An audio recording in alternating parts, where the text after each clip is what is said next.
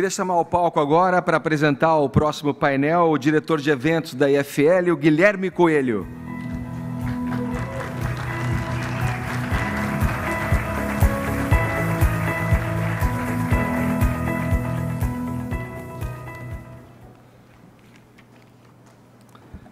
Boa tarde, senhoras e senhores. Dou-lhes as boas-vindas ao painel 2, Perspectivas para o Brasil.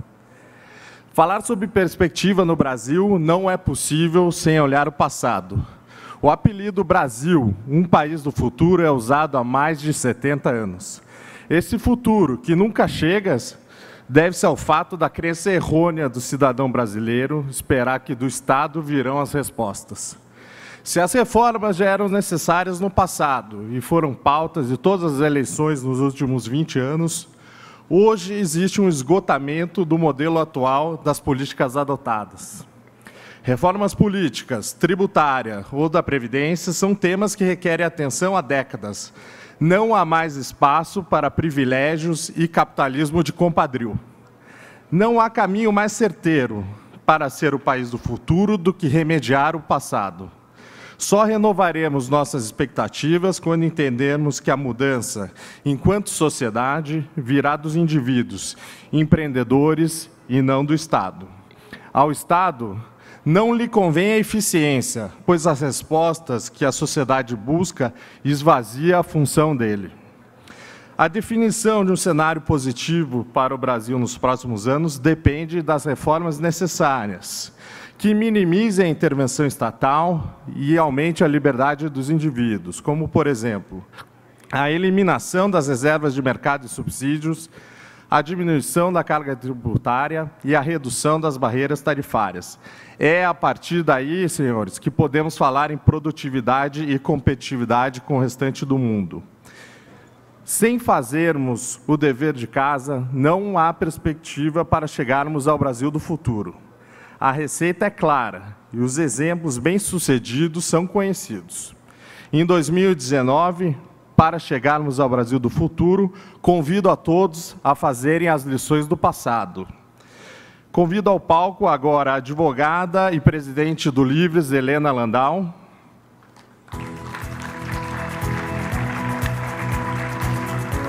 Maílson da Nóbrega, economista e ministro da Fazenda, ex-ministro da Fazenda. José Olímpio Pereira, presidente do Banco Credit Suisse Brasil. E para moderar, o jornalista William Vac.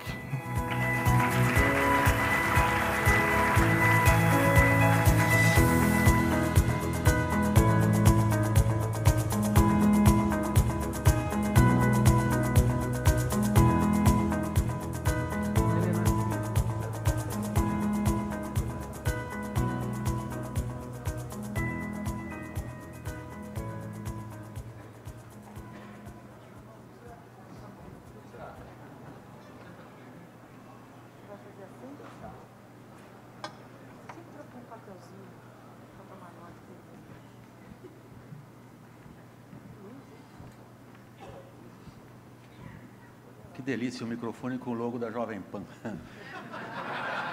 Que eu adoro, deixa eu dizer em primeiro lugar. Eu sou da época de Osmar Santos, bicho, ia na cabine com ele. Cândido Garcia, minhas homenagens já nos deixou. Faustão, um monte de gente que eu aprendi a gostar na Jovem Pan. Adoro a Jovem Pan, em primeiro lugar. Agora, eu adoro muito mais ainda ver com quem eu estou falando. Dá para estragar essa cenografia, iluminar a plateia um pouquinho? Aí, agora sim, agora é outra coisa.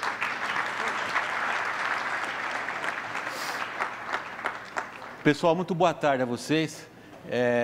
Vocês vão notar que a gente está com uma certa dificuldade em começar esse painel, por causa da palavra perspectivas. Ninguém conseguiu ver uma até agora. Eu estou começando com uma piada, porque nesse tipo de situação, né, os participantes sempre perguntam para o moderador tem a posição mais tranquila do mundo nisso daqui, eu passo a bola e eles que se virem para fazer o espetáculo, né?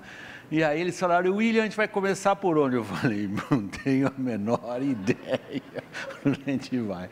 Isso é para vocês relaxarem um pouquinho, um tema desse, perspectivas para o Brasil diante das eleições que nós estamos enfrentando agora, é essencial a gente discutir que perspectivas se colocam dependendo dos cenários que se desenham. Então, no fundo, o que nós estamos fazendo aqui, ou pretendemos fazer aqui com vocês, nesses minutos que começam a contar a partir de agora, tudo que eu falei antes foi off, a partir daqui é on. Alô, alô, colegas da rádio, ok? Comutando agora a transmissão, o que foi antes é brincadeira, é só tiração de sarro. Depende de uma análise de risco, que é o que a gente está fazendo aqui. O que vocês se arriscam a fazer aqui no fundo, Maílson, nessa hora quem olha para o apresentador se ferrou.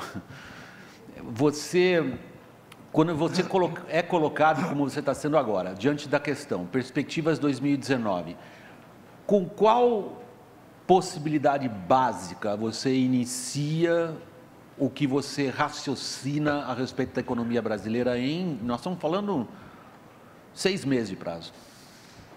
Olha, William, eu raciocino em termos de desafios. Nesse sentido, nós vamos ter, desde a redemocratização, as eleições mais importantes do período, né?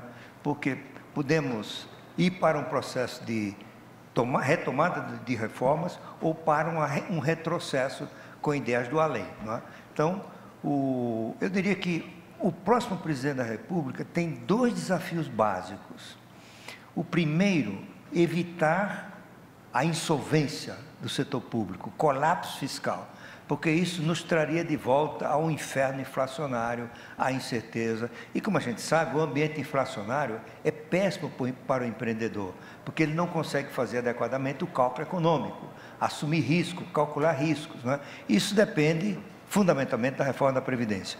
Em segundo lugar, o desafio da produtividade, porque sem ela não tem crescimento, né? A produtividade é o principal fator de crescimento de um país.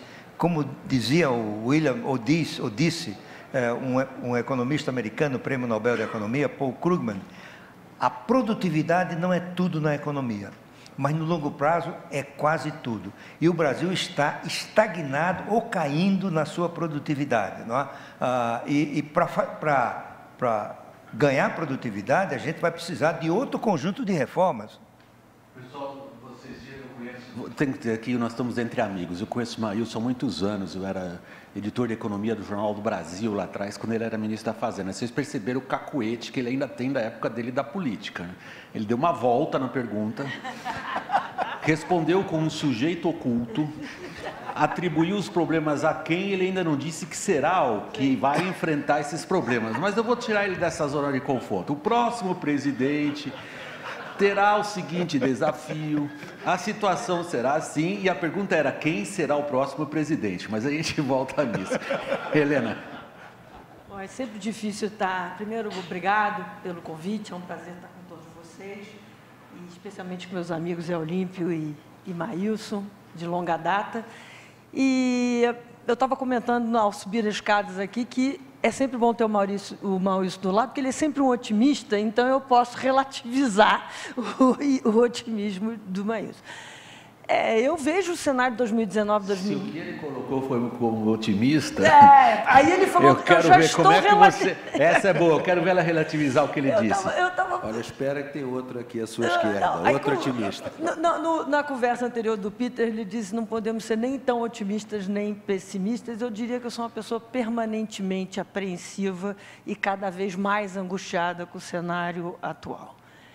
Vejo com muita preocupação que está vindo para nós no próximo ano. Concordo com o Maílson, que é um divisor de águas essa eleição. Podemos ir para uma aventura à direita, um retrocesso da esquerda.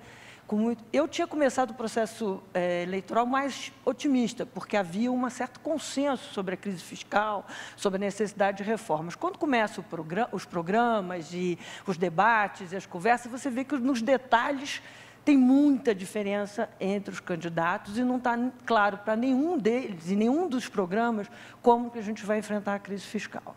Eu acho que a gente está num ambiente aqui de empreendedorismo, então todo mundo fala de reforma, reformista, o Estado que queremos, o Brasil que queremos. A gente tem candidato que quer rever a reforma do Temer, outro candidato que quer rever a venda dos ativos.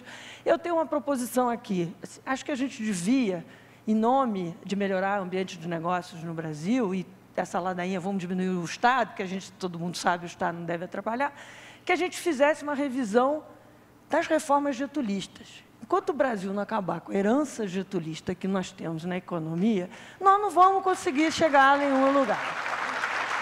Então, assim, é CLT, é estatal, é banco público, é proteção, é tutela do Estado, tudo isso na origem getulista. Então, minha proposta aqui é que os candidatos tenham essa pauta, desfazer a influência getulista no Brasil. Não há o que duvidar do que você oferece como diagnóstico e do que você oferece como proposta de trabalho.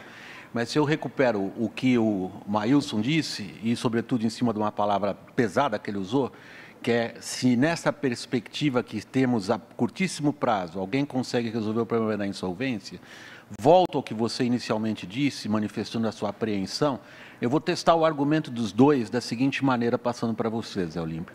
Será que temos, como a Helena nos oferece, como, digamos, provocação intelectual, uma encruzilhada ou retrocesso para um lado, ou aventura de outro? Será que existe uma terceira possibilidade que é mais do mesmo?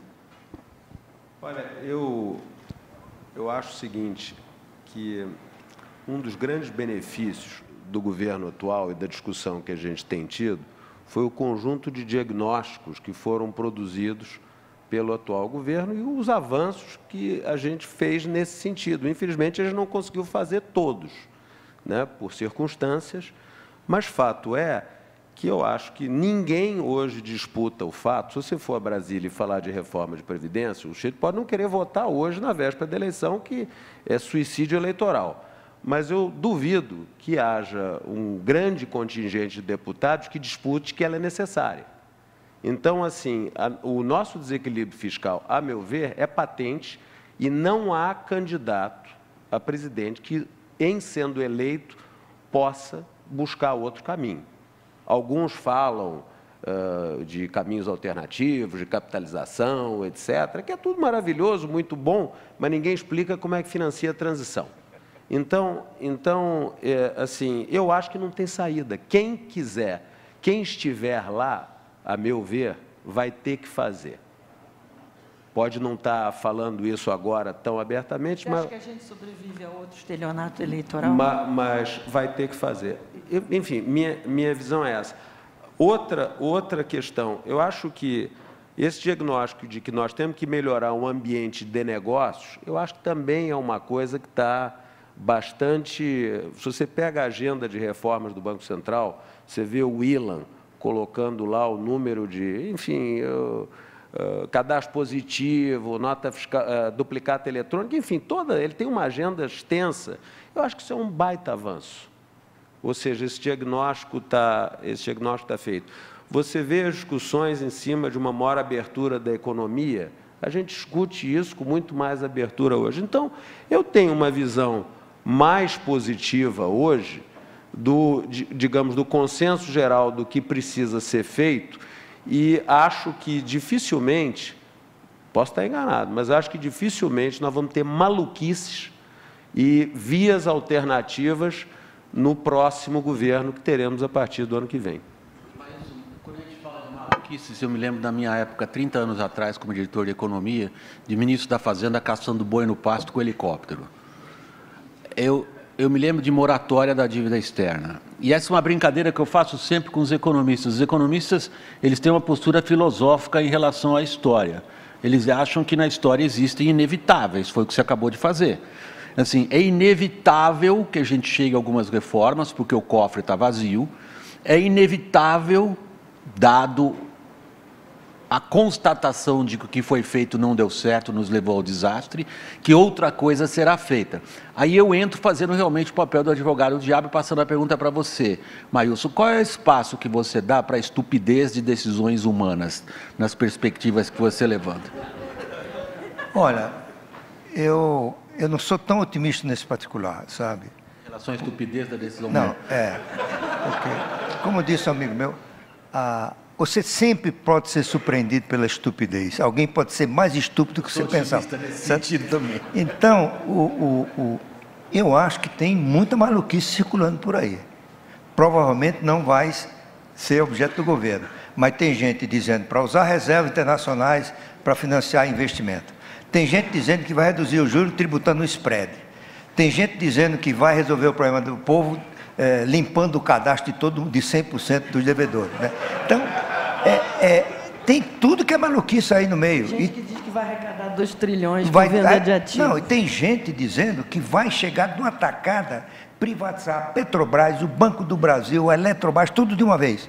Ou seja, eu até acho que tem que privatizar, mas uma coisa é você pensar que pode privatizar, e a outra é ter a capacidade de convencer a sociedade, de articular apoio político, porque tem uma questão fundamental nisso aí, que a gente tem que levar em conta na escolha do nosso candidato, é que no Brasil, dadas as características do sistema político, governar pode ser tão mais difícil do que se eleger. Não é? Eleger não é chegar lá no Palácio do Planalto e começar a decidir, você tem que negociar com o Congresso. E o Congresso próximo é muito parecido, ou se não igual, talvez até pior, do que o atual.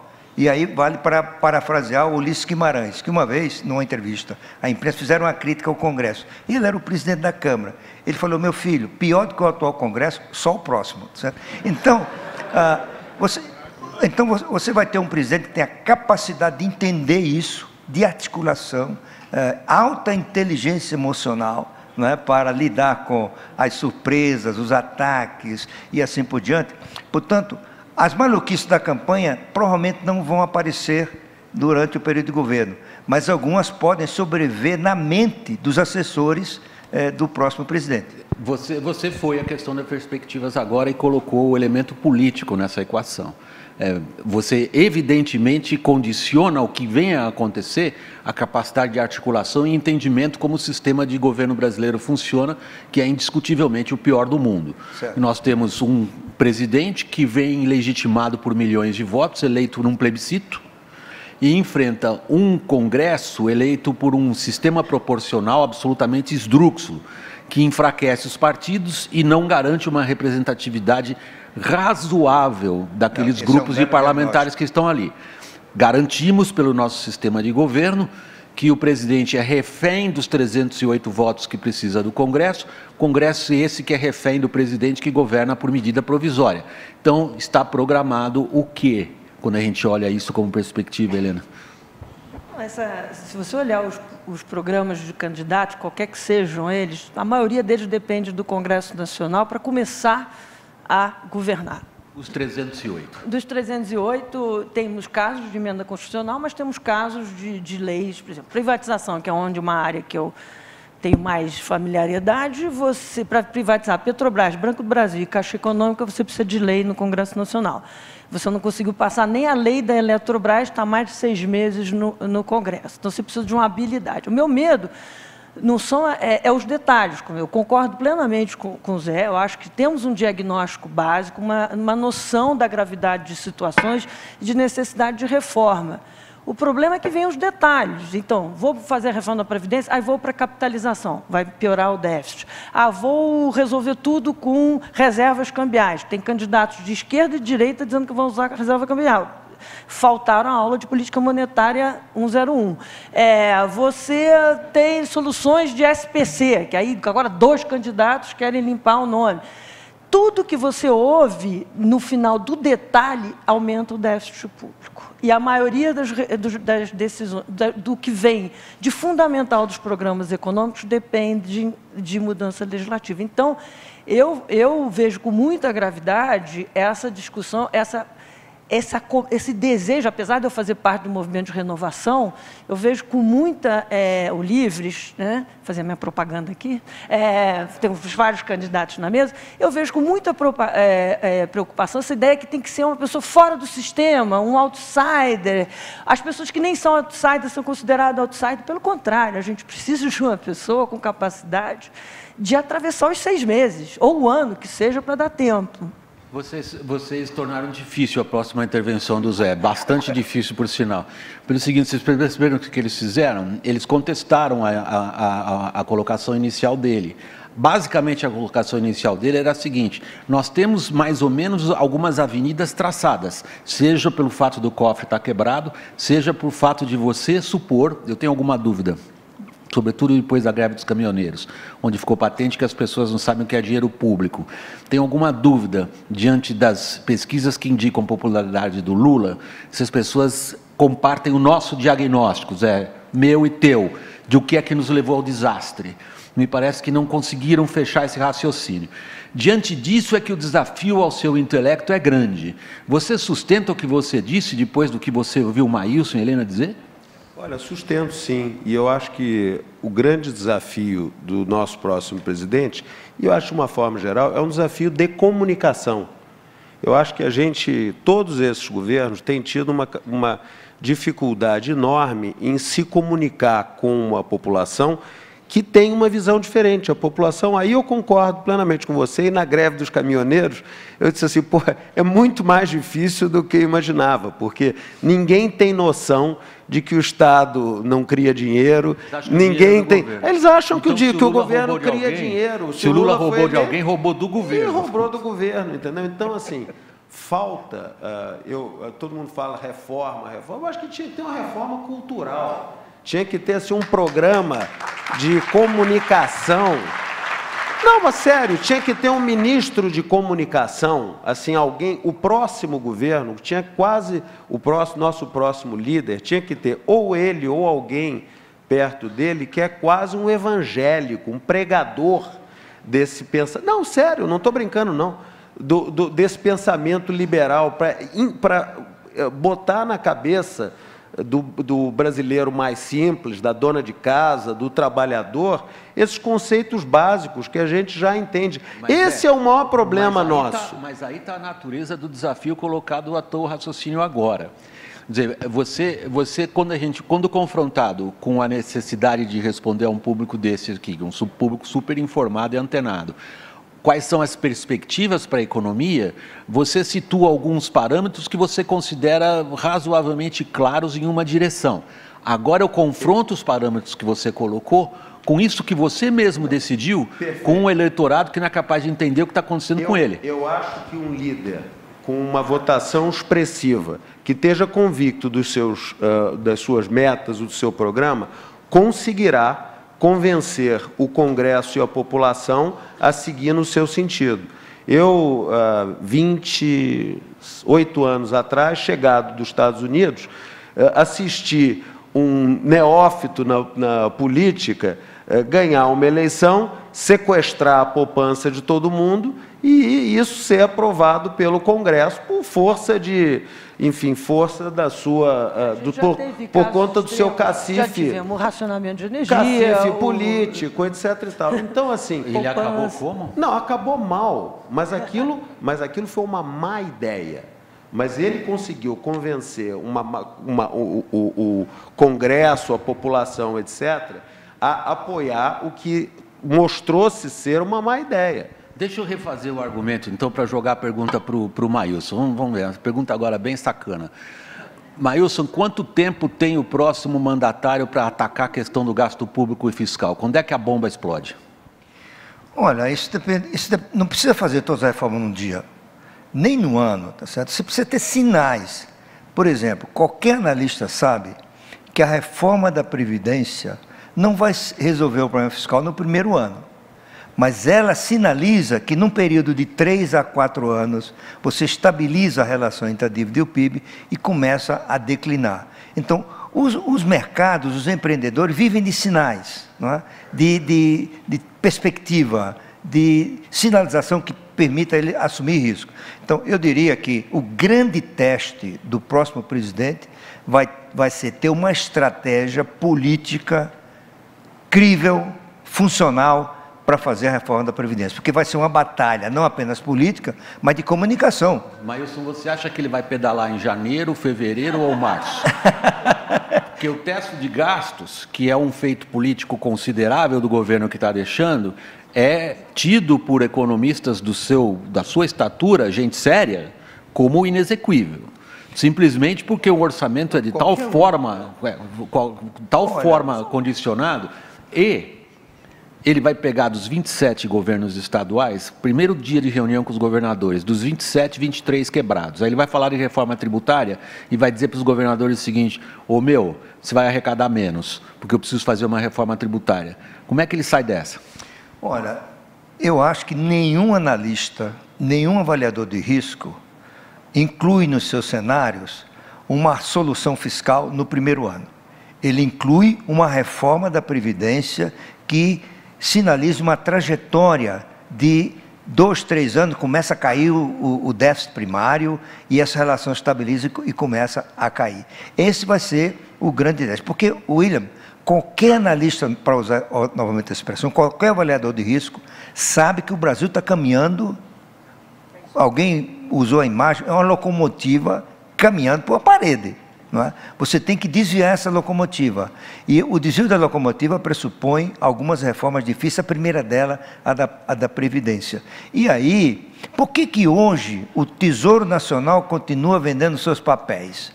Porque as pessoas estão acreditando que isso vai acontecer. As pessoas compraram essa ideia, que é mais ou menos a ideia do Zé, né? Ou seja, eu concordo com ele no diagnóstico, o diagnóstico está perfeito, e quando uma sociedade, alguém já falou isso, tem um diagnóstico, já andou metade do caminho, tá? Nós já temos o diagnóstico. O desafio é a capacidade de articulação, de liderança, de encanto do presidente para convencer, porque a esquerda ganhou a batalha contra a reforma da Previdência, porque ela conseguiu vender a ideia de que era contra os pobres, que as pessoas iam morrer antes de se aposentar, que era a favor de banco, não é? Então, você tem a esquerda toda armada para botar seu time em campo de novo e falar contra a reforma da Previdência. O presidente tem que ter uma estratégia para desfazer essa coisa intelectualmente desonesta que a esquerda usou para barrar a Previdência. É nisso que eu acho que está o desafio. Mas se ele começar com a reforma da Previdência, não precisa em 2, 3 meses, não. Se ele começar a ficar claro que vai, os mercados se acalmam rapidamente, ficam otimistas e vão continuar a comprar papel do Tesouro, talvez até com juros mais barato. Não é só a esquerda, né, mas as corporações foram muito... a esquerda fez um discurso desonesto, mas efetivamente, no Congresso, para parar a reforma da Previdência, foram as corporações, que têm os privilégios. Ele se arriscou a fazer uma coisa, não sei se vocês perceberam o que ele fez. Ele fez um forecasting. É uma das coisas mais arriscadas que existem. Não, eu admiro isso, porque você está colocando a sua reputação na reta. Você está dizendo o seguinte: se eu tenho alguém que me dá uma direção, isto sinaliza para os mercados uma conduta, a partir daí as perspectivas melhoram. Agora sou eu que estou adjetivando. Você foi muito mais sofisticado do que eu fiz. Transformei isso numa manchete brutal. Então, nesse sentido, Maílson, o que você está dizendo é importante, é relevante. Você diz o seguinte: não é necessário atacar a questão fiscal, portanto, a questão do gasto público, de uma vez imediatamente. O que fornece perspectivas de que o país destrave, gere prosperidade, emprego, renda e comece a andar no sentido da locomotiva, não contra a parede, mas a favor de criação de prosperidade, é o sinal correto. Isso. Foi esse seu argumento. Isso é um forecasting. Está dizendo, se houver esse sinal correto, teremos perspectivas econômicas melhores. Você se associa a esse raciocínio? Só para concluir, William, existem 2 situações que o empreendedor leva em conta para decidir. A incerteza é o escuro. E o risco, ele pode calcular, tá certo? Então, uma reforma da Previdência permite um cálculo adequado do risco fiscal, ou seja, a perspectiva é de solução. É um raciocínio interessante. Eu concordo com o Zé e com o Maílson de que a gente tem um diagnóstico, que a sociedade está muito mais consensual em torno das reformas necessárias. Mas você falou uma coisa muito interessante, o Zé também, que está deixado de lado agora, é que toda a crise que o país está passando agora está sendo imputada ao Temer, e não quem gerou a crise. Quem gerou a crise foi o PT. O Lula, a Dilma, a sua herança e tal. Estando o PT fora dos debates, seja porque o candidato está preso, seja porque o vice não pode ir, até quando isso eu não sei, o PT está fora do debate entre os candidatos. O assessor econômico não é confrontado com o que ele deixou de herança. Então, o meu medo é que tem ainda uma grande parte da população que dizia assim, mas eu era feliz, mas eu quero de volta. E essa população não entende que, para ter esse gasto de volta, é lá do governo, mas agora a gente chegou num limite de expansão que só resolve através de inflação. O conflito distributivo que a gente tem hoje aqui, a gente vai resolver através de inflação, porque a dívida vai chegar a um ponto que não dá mais para crescer. Então, assim, eu acho que... Que ponto é esse, na tua opinião de economista? Essa que é a questão que a gente... Eu acho que se nós tivermos um candidato intervencionista, porque, assim, a onda liberal era muito bonita, todo mundo entrou na onda liberal como consequência do desastre do governo Dilma. Só que na hora que você chega no debate, o pessoal não é liberal. Não tem ninguém liberal ali até o fim, nos costumes, na economia. Uns são na economia, outros nos costumes. Mas na junta, quando chega na hora de confrontar o eleitor, eles acabam entrando com um pouquinho de intervencionismo, populismo, e isso é que está me deixando mais apreensiva. Porque eu estava muito otimista 3 meses atrás, por conta desses elementos do diagnóstico, e quando a gente vai ver o detalhamento das propostas, e ainda a liderança nas pesquisas de uma interrogação com um discurso que é o atraso, né? E o Haddad, para se legitimar dentro do PT, está fazendo um discurso tipo PSTU, nem PT não é, né? Porque ele sabe que não pode taxar louco de branco. Eu acho que qualquer pessoa que faz conta sabe disso. Mas está fazendo um discurso para se legitimar internamente. E isso vai acirrando. Então, meu relativo, eu estou assim, apreensiva, porque eu acho que ainda temos um risco da volta do intervencionismo e populismo grande no Brasil, no sentido que, pelo menos, alguns candidatos estão fazendo promessas que são inexequíveis. Já você percebe que é basicamente a mesma pergunta. Ela tem razão de estar apreensiva? Olha, tem, quer dizer, tem. Eu estou menos preocupado, quer dizer, claro, todo mundo tem, eu também me preocupo. A gente está vivendo um cenário de uma tal incerteza que a gente se preocupa. Eu acho que o Maílson começou o discurso dele dizendo que a gente está vivendo, desde a redemocratização, a eleição mais incerta que a gente tem. Eu acho que, assim, com uma chance maior da gente ir em direção ao diagnóstico consenso, mas com risco para o outro lado. Eu queria retomar o ponto do Maílson, que você tentou seguir, que é o seguinte, eu concordo plenamente com isso, e eu sou um agente de mercado e convivo com esses sinais que a economia emite e que os agentes emitem constantemente com a reação do mercado. E queria fazer um ponto adicional para a gente ver a oportunidade que tem na nossa frente. O Brasil tem uma atratividade estrutural para investidores ao longo do mundo inacreditável. E eu acho que a maior evidência disso é você ver o nível de investimento estrangeiro direto nos últimos 5, 6 anos. Recorde. Agora, coincide com o pior momento da economia brasileira. Então, como é que você explica isso, né? Quer dizer, como é que você explica? Porque todo investidor de longo prazo, e aí vamos fazer a distinção entre o investidor de longo prazo, que está entrando aqui olhando para o Brasil para os próximos 50 anos, e para aquele investidor de mercados, que entra e sai a qualquer momento. Esse de longo prazo, quando deparado com a decisão, quando foi deparado com a decisão, invisto ou não no Brasil neste momento, investiu. E aí, porque aquele cavalo, a CPFL, só vai à venda uma vez. Se você não investir naquele momento, a Eletropaulo, você não compra hoje ou amanhã, etc. Ela vai estar disponível naquele momento. E por aí vai. E o que a gente tem visto nos últimos anos é que, quando deparado com essa oportunidade de entrar ou não, não obstante todo o caos pelo qual esse país passava, a gente viu o investidor de longo prazo tomando a decisão de entrar. Ele elegantemente, diplomaticamente, jogou a nossa discussão janela para fora, de pernas para o ar. Não, mas foi bem feito da sua parte, eu estou elogiando.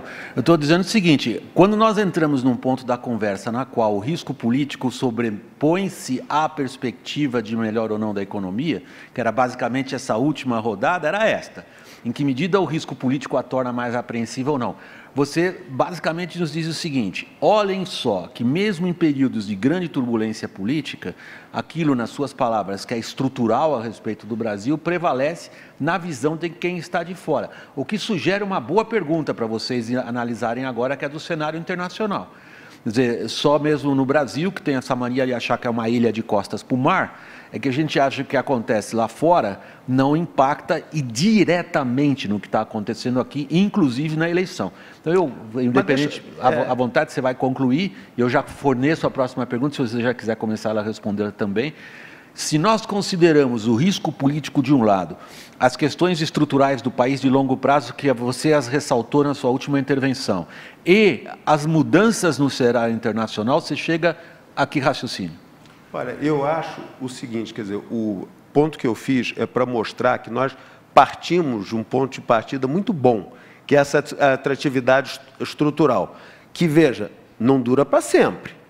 Não dura para sempre, mas nós temos ela resistiu à última enorme crise pela qual a gente passou, porque todo mundo aposta em renovação, em que o Brasil, que as coisas vão se resolver e que a gente vai voltar à direção certa. Essa é a aposta. Se a gente continuar na direção errada por muito tempo, até essa turma que acredita na gente volta atrás. Mas a gente parte de um momento bom.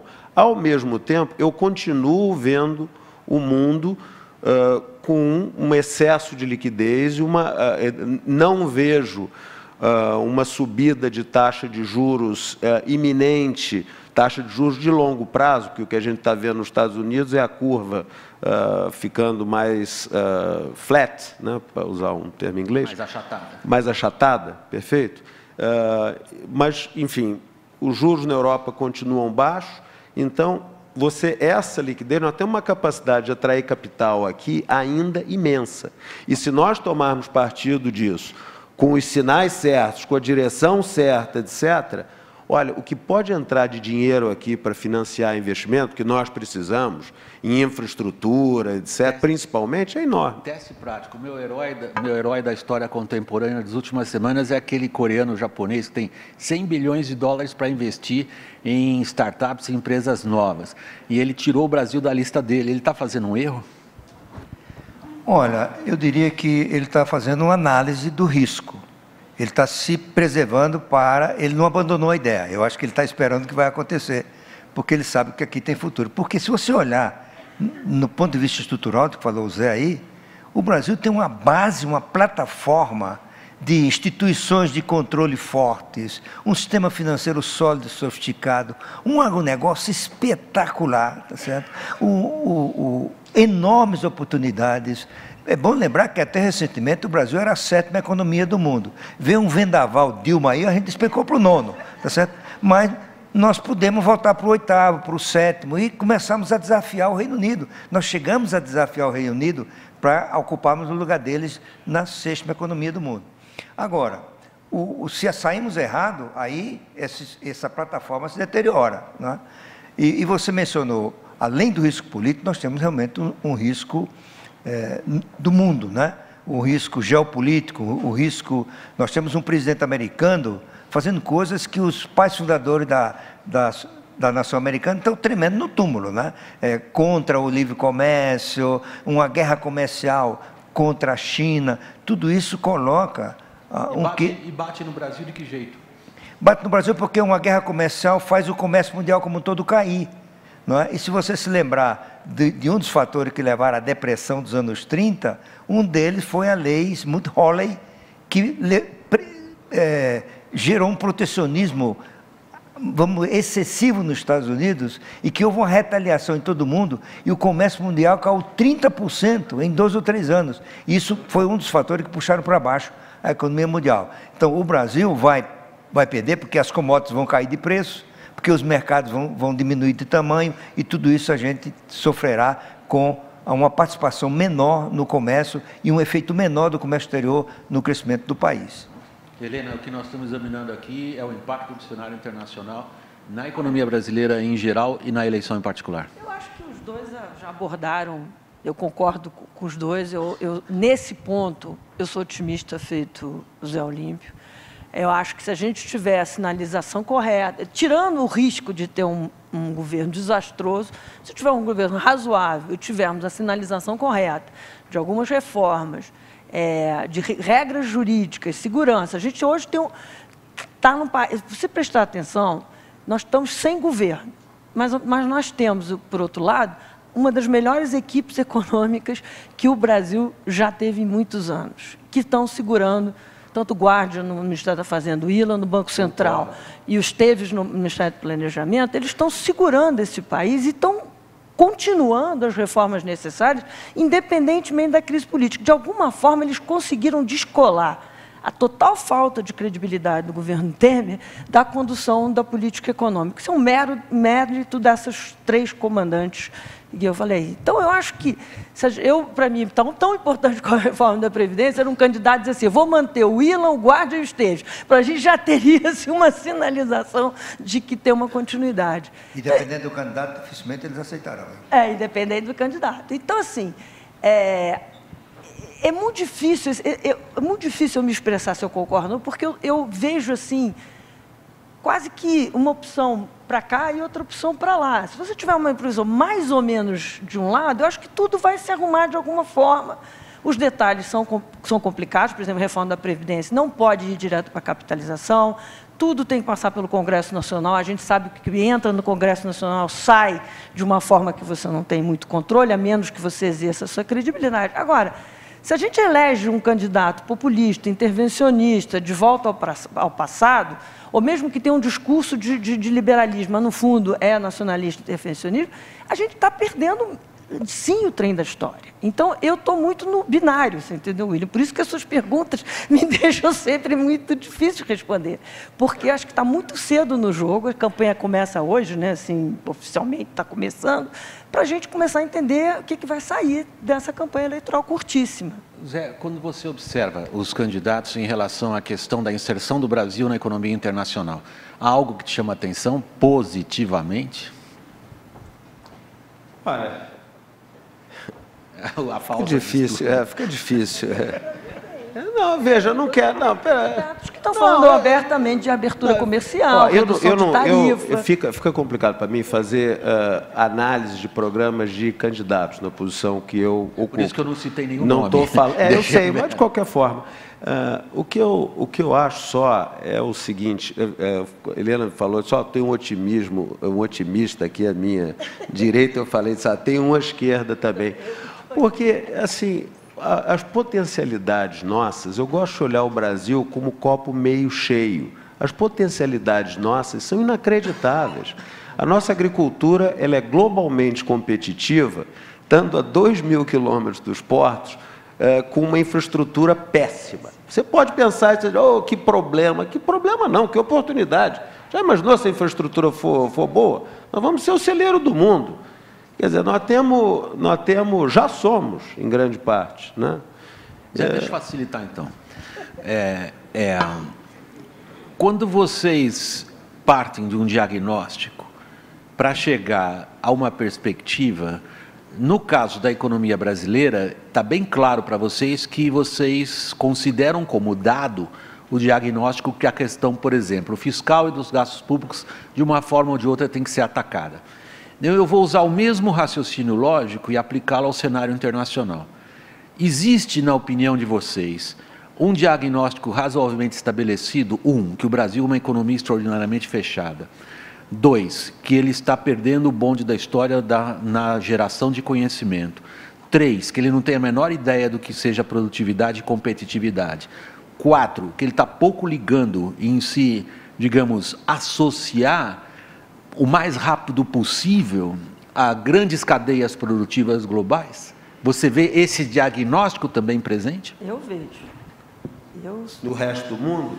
Não, aqui. Em relação ao resto do mundo. Porque o diagnóstico Total. A partir da revolução trabalhista, tecnológica, nós estamos com o nível de educação que nós temos, produtividade. Não, você viu, o Gustavo Franco escreveu um belo artigo nesse fim de semana, analisando o isolacionismo brasileiro, né? E ele mostra o seguinte: o grau de abertura da economia brasileira de hoje é a mesma de 1960. Em 1960, a Coreia era metade da abertura do Brasil. Hoje a Coreia é 3, 4 vezes a abertura do Brasil.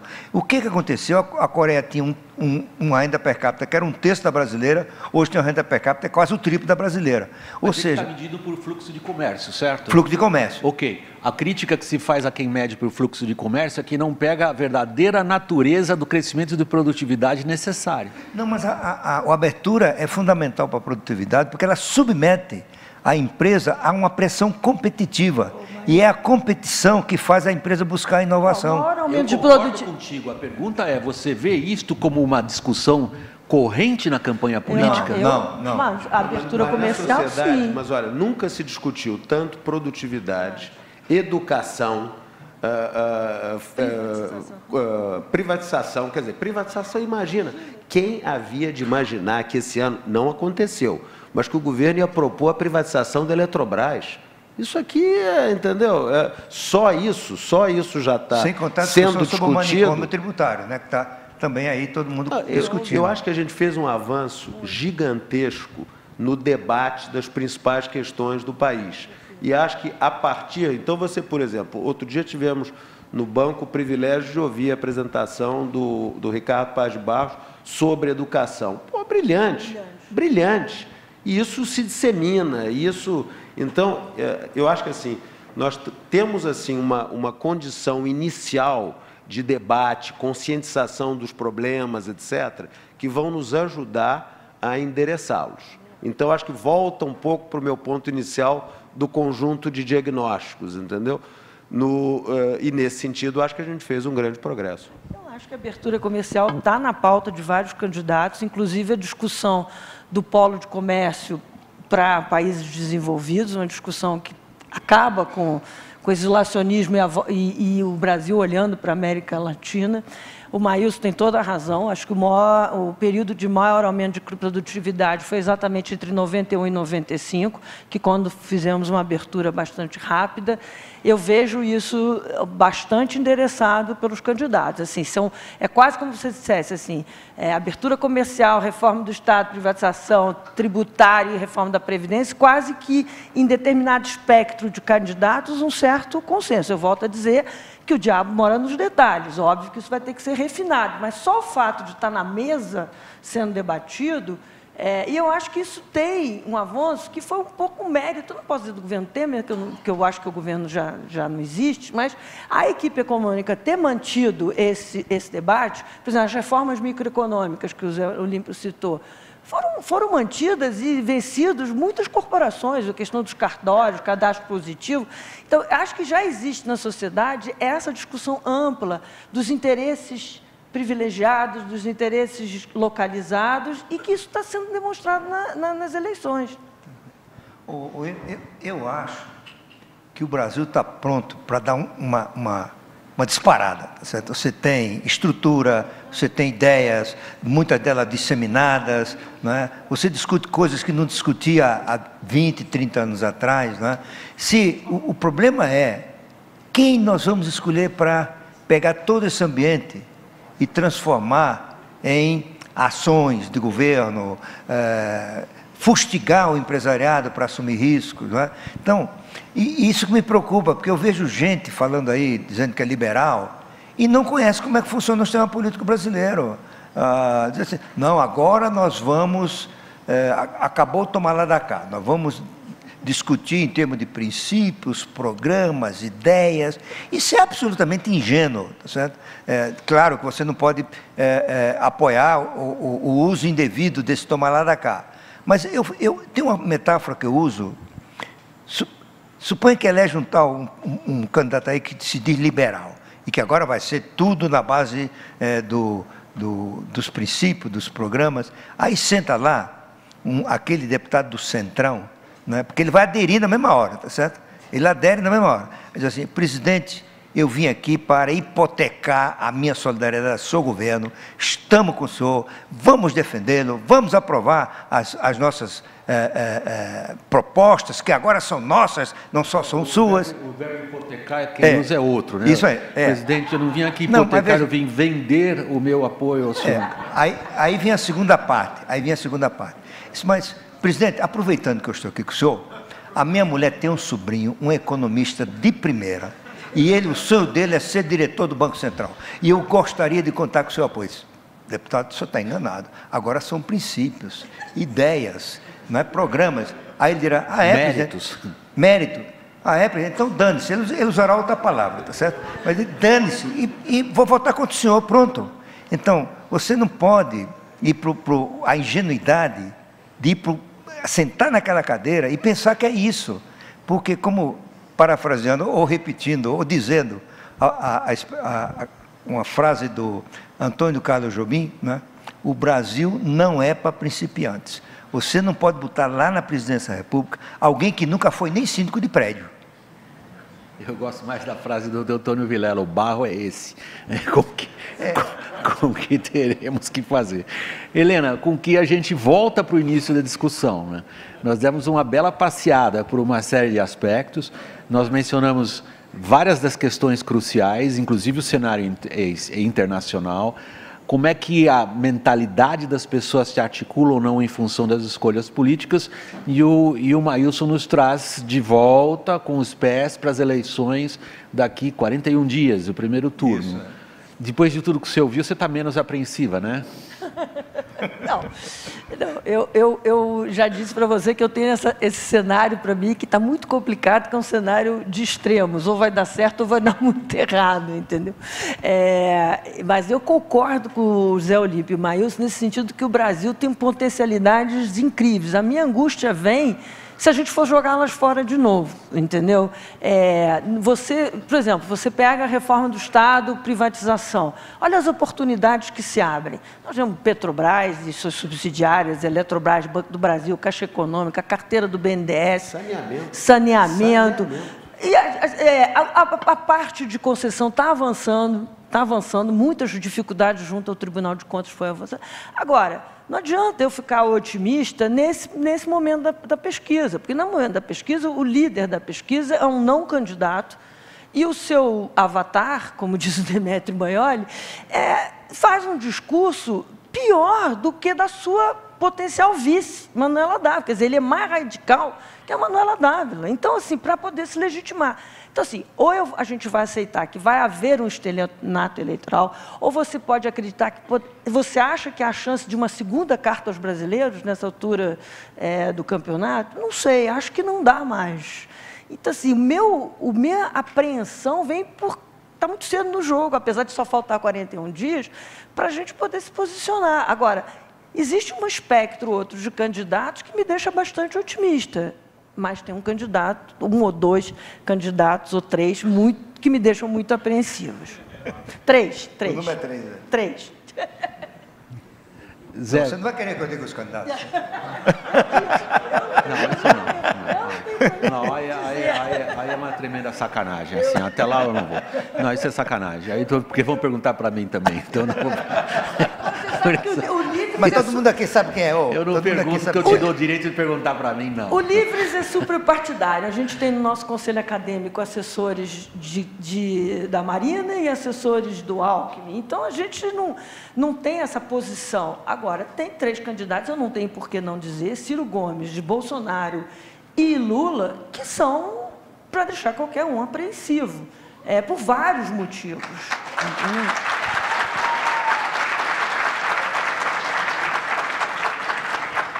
Zé, deixa eu voltar para a tua questão das coisas estruturais. Quer dizer, quando a gente está, como estamos, confrontados com uma decisão desse alcance, eu sou um pouco menos, digamos, radical nessa caracterização de quanto que esta decisão agora, a não ser que seja evidentemente o posse do Lula, eu acho que é o desastre programado, vamos para a anomia. Tirando isso, eu não sei se essa eleição decide tanto assim. mas é uma opinião muito pessoal minha. O que interessa aqui, o que eu gostaria de ver, o que vocês veem, e já que vocês se referiram a coisas estruturais, uma delas essencial é tentar entender, como a gente viu, e eu volto a esse exemplo, que é talvez uma das janelas mais interessantes para a gente olhar a cabeça do brasileiro, foi o que aconteceu na greve dos caminhoneiros. E a ideia de que o eleitorado cria uma demanda por quem chuta o pau da barraca, na minha opinião pessoal, a única coisa que se consegue chutando o pau da barraca é fazer ela cair na cabeça da gente. Mas a greve dos caminhoneiros deixou claro que há uma enorme disposição nesta direção. E cria um campo fértil para quem diz, amigo, vote em mim porque eu vou chutar o pau da barraca garantido. E isso é fácil pra caramba, chutar o pau da barraca. Com o que eu quero trazer agora a pergunta para um nível um pouco mais de vocabulário, um pouco mais sofisticado. Você detecta no debate político brasileiro hoje, ao menos a noção da percepção do que nos levou ao desastre? Ou pelo fato, eventualmente, não sei qual é a sua manifestação, de você não perceber no público a ideia do que nos levou aonde chegamos? Isso corta um pouco a sua ideia do estrutural sendo positivo e estando dado. Olha, eu acho que eu volto ao ponto da Helena, que infelizmente eu não vi ainda nesse debate todo uma discussão em cima da situação que nós passamos de 2014 a 2016. Quer dizer, a pior recessão, e mesmo 17, que o crescimento do ano passado também foi pífio e consequência daquele período. Então, é um pouco como aquele período horroroso pelo qual passamos, virou órfão. Aquilo ali não tem, até hoje, não tem responsável, virou órfão, não é de ninguém. Tá certo? Pior, ainda estão querendo imputar ao atual, que virou o presidente mais impopular da história do país. Embora o governo dele tenha feito um trabalho extraordinário, eu acho que em tentar... Outro dia estávamos discutindo o seguinte, onde estaríamos, né? Onde estaríamos se tivéssemos seguido naquele rumo, hoje? Né? Então, assim, eu acho que não tem esse debate, acho que aquele período está órfão. Eu volto ao ponto que tenho falado, nós temos um desafio enorme de comunicação. E eu tenho um viés otimista. Só não fiquei mais deprimido com a guerra dos caminhoneiros porque eu associei a reação popular à falta de popularidade do atual governo. Então, acho que também teve um aspecto, infelizmente, qualquer coisa que o governo fizesse nesse momento é visto negativamente. Mas eu acho que aquilo denotou digamos, uma cultura, um pensamento que precisa ser trabalhado. É o retrato de uma mentalidade. Está mudando essa mentalidade, Maílson? Ora, eu acho que nós brasileiros ainda não incorporamos definitivamente, ou mais amplamente, a ideia de lucro. Né? Nós ainda achamos o lucro uma coisa desonrosa, pecaminosa. Né? Entender para que serve o lucro. Isso aconteceu na Inglaterra do século XVII, XVIII. Né? Nos 3 séculos depois, a gente não incorporou definitivamente aqui. Né? Então, eu acho que existe esse preconceito contra o lucro que é ruim. Segundo lugar, a experiência não apenas brasileira, mas de outros países, especialmente aqui na América Latina, mostra que o ambiente para o populista de direita ou de esquerda, ele fica mais fértil em crise econômica, né? No desemprego, na desesperança, né? E no desemprego e na desesperança, o homem comum ele não tem a sofisticação para entender porque está acontecendo aquilo com ele, né? Com a família dele, com os amigos, e ele tende a ser um alvo da pregação populista. Me apoie que eu vou resolver todos esses problemas, né? Que é mais ou menos o que tem alguns candidatos dizendo aí, eu vou resolver todos os problemas. O déficit público vai desaparecer em 1 ano, né? Tem gente dizendo isso, certo? Então, uma parte da opinião pública se torna vítima da pregação populista que explora a sua fragilidade, a sua revolta, a sua indignação. E no caso brasileiro, com a corrupção, com a incompetência, com o desemprego, com a falta de perspectiva. Esse é um risco que a gente corre no ambiente de recessão como a gente vive hoje. Helena, você é a menina da roda, você encerra. Nossa cabeça está mudando? Eu acho que não, né? Se estivesse mudando, não tinha uma pessoa, um partido que destruiu a economia brasileira, que jogou 14 milhões de desemprego, que levou os déficits públicos onde está, a relação dívida com 30% das intenções de voto. Então, acho que não mudou e essa é a nossa tarefa, mostrar onde está a origem da crise. Essa é a questão. Pessoal, deu 5 horas, eu não tenho aquele aparelhinho, vocês sabem, portanto ninguém me avisou, mas eu estou acabando aqui o tempo.